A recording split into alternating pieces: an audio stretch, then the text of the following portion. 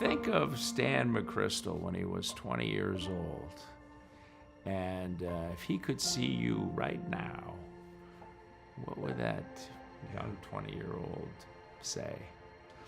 So I think that the 20-year-old would look up and say, wow, you know, you're a lot more serious than I was then, because I had a problem with taking things seriously at age 20.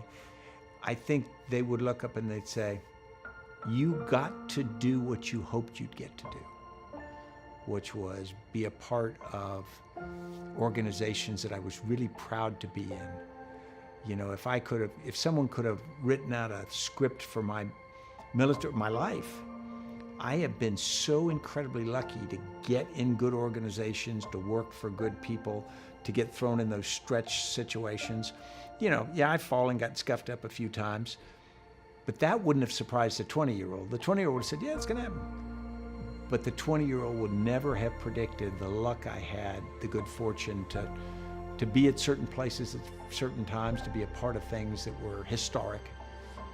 So now, if that 20-year-old is sitting right here, what advice would you give for the 20-year-old Stan McChrystal?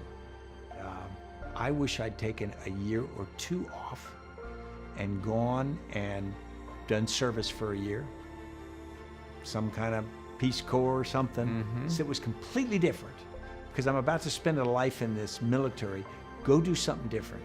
I wish I had traveled, maybe go to Tibet and, you know, find my inner soul or something. But do those while you have the opportunity to do them. I would spend more time on languages, because what I found when I started serving around the world is without the gift and the discipline of languages, you are getting everything through a filter. And to really develop relationships with people, there's got to be ability to communicate.